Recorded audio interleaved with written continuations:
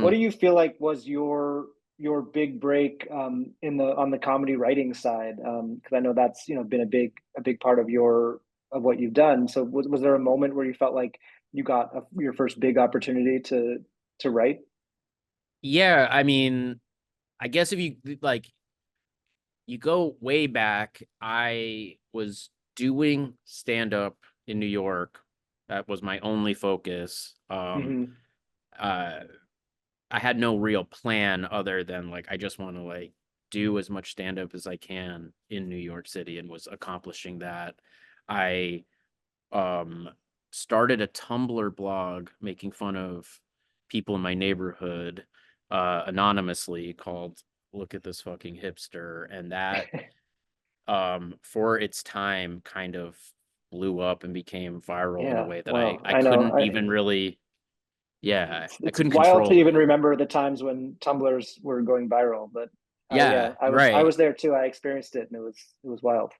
And I was uneasy about it because it was just truly a way to, kind of write snarky jokes about ridiculous people, but uh I I didn't know what to do with it because it wasn't really like the exact type of humor I was trying to accomplish as a comic, So I just continued doing it anonymously and enjoying this sort of viral uh excitement that was this stupid Yeah. Tumblr blog. And eventually what happened was I didn't want to like cross pollinate my stand up with this blog that was sort of a thing I Yeah. was doing for like an hour a day. And eventually I found out that there was a person going around New York City taking meetings at book publishers saying that he was the author of the blog Wow. to get a book deal.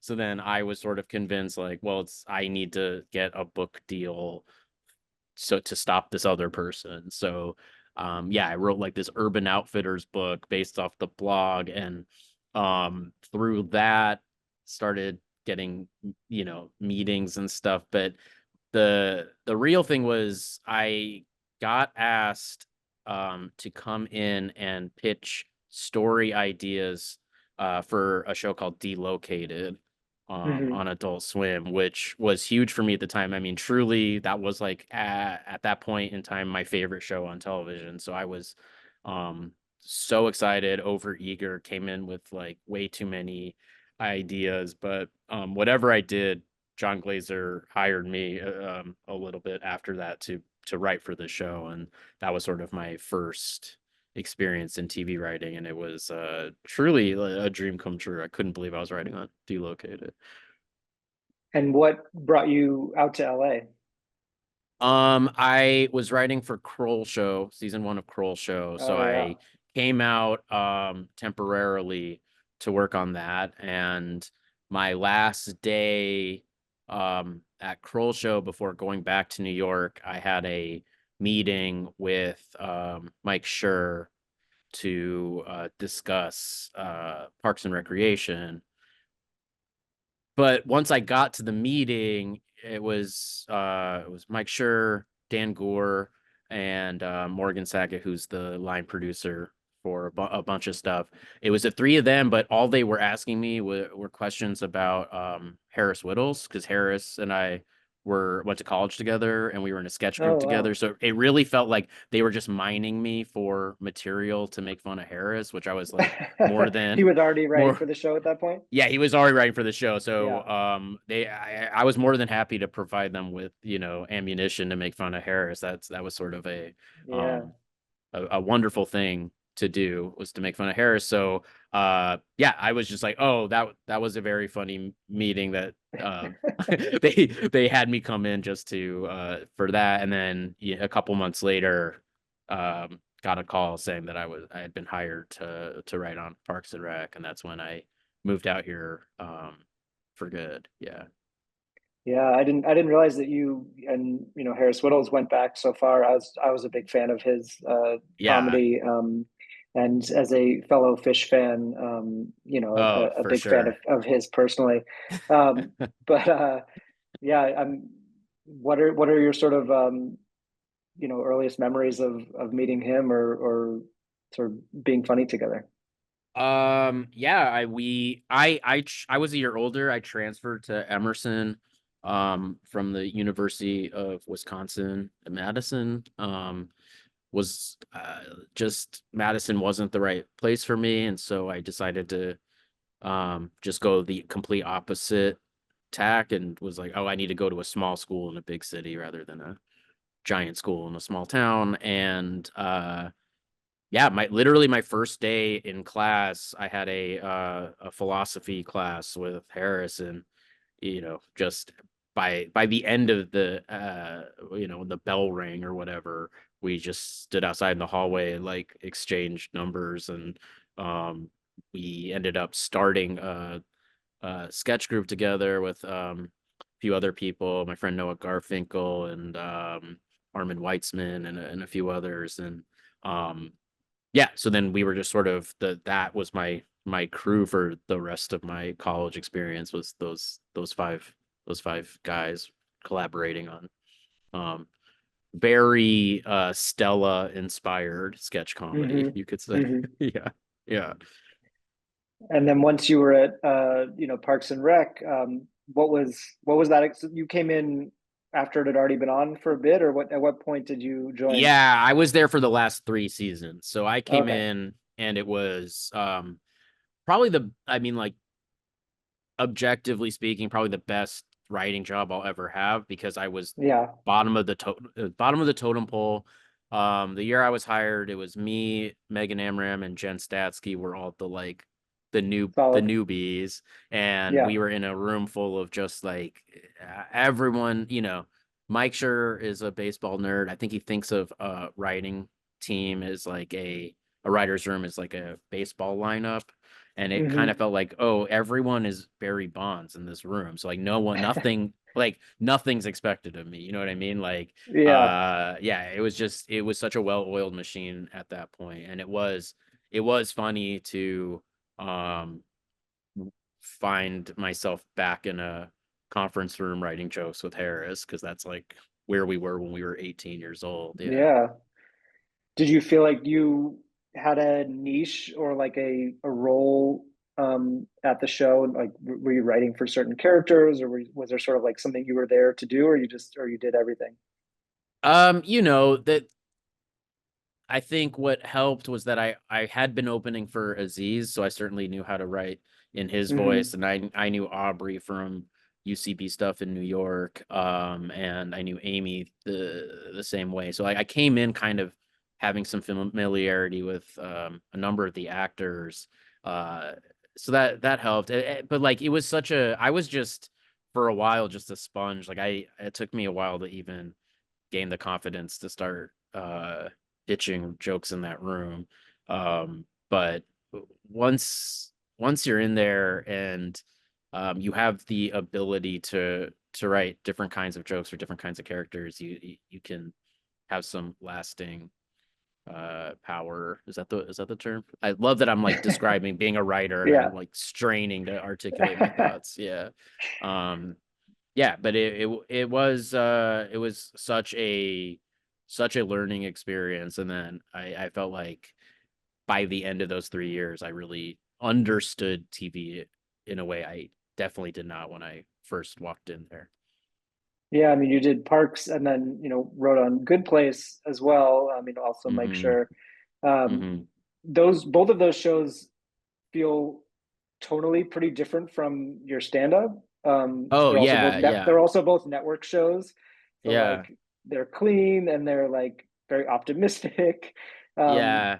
Was that a challenge for you, or were you like bringing some of what you were doing on in stand-up into that, or how did you sort of think about the dichotomy there between those shows and what you were doing on stage? Well, I think Mike has a very um impressive confidence in his own sense of humor. Like, he knows what he thinks is funny, and that's a great trait for a showrunner to have. But he also, I think, enjoys having little, like devils on his shoulder. And I was one Hmm. of the devils, just Yeah, sort you were of the pushing devil. Yeah.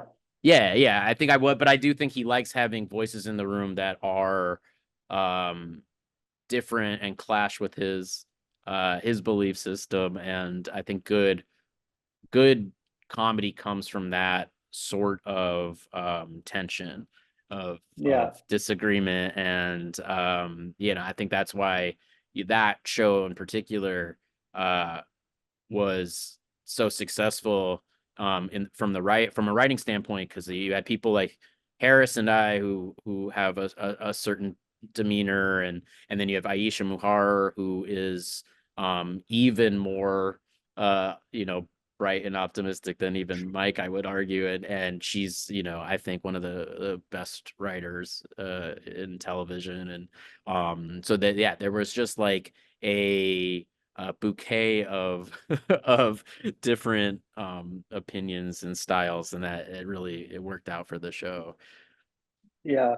We just had Jim O'Hare on the podcast recently talking Oh, about nice. his new book that he put out about parks.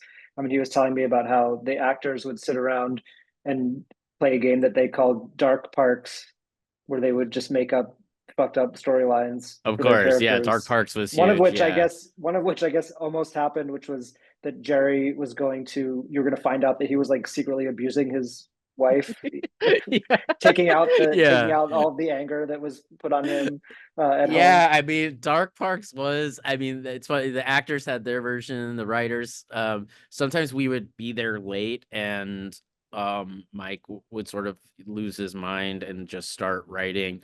You know, that yeah, Jerry comes in and shoots everyone, and like it just I think it was a way, a form of catharsis, just because you have to get the unusable stuff out of your system before you can start writing actual stuff for network Yeah, television. yeah. Yeah. Um, I wanted to ask you about Hacks as well, which you're a writer and an actor on. Hmm. I think it's not quite as bright and sunny of a show, but it's very very funny show as well. Was that Yeah. something that you were always going to be a writer on from the beginning, or was it always that you were going to be on the show as well, or how did that sort of all come together?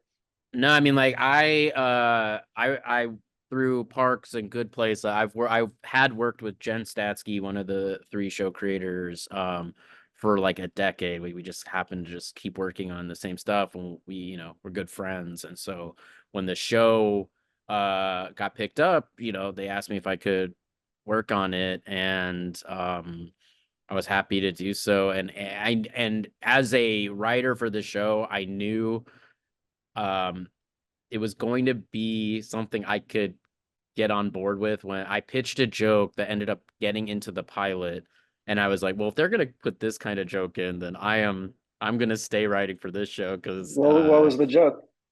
it's a joke. It's the first time we meet Ava, played by Hannah Einbinder, and she's in her manager's office. Her manager's Paul Downs, one of the other show creators, and he she makes a joke about killing herself, and then it's like an HR thing where he's compelled to say, like, if you really are um talking about self-harm, then we have a certain thing, regimen we have to follow. And then she sort of offhandedly is like, no, I told you how I would kill myself. And they both say at the same time, dual dialogue, that she would wear a suicide vest to watch what happens live. And as if it was a thing she's said a number of Yeah, times, that yeah, they both know the answer. And I pitched that thinking like, well, that's just an insane thing, they're not gonna listen. And yeah, it was on the show. And then I've been a devoted member of the team ever since. Yeah. have there been more? Are there anything that you've pitched that did go too far, or that they Yeah, but decided not to put in? that's the job. I mean, that Yeah, to push it the as far as job you can. the job of being a TV writer, and I think maybe this is why I'm doing it, is you you say something out loud that is too, everyone knows is too fucked up to ever be on TV, but it gets a laugh. And then the strategy then becomes, okay, how can we do something in that spirit, but Hmm. using words that we can actually put on television. And yeah, it's a great job. I love having a job where I'm rewarded and paid for saying the absolute worst things that come into my head. How did you end up playing Ray, the hotel clerk? Um, Honestly, I think it was just through we have table reads internally, and I kept reading for that part, and then it was just sort of, it happens sometimes where you can't separate the actor from the person reading in the table read. So I just they needed me to play that part, and I was happy to do so. I mean, it's not exactly like a super dramatic role or anything, but I feel like it's given you more acting screen time than probably anything else that you've done, right? Actually, no. That what's funny is No? that I was on Modern Family for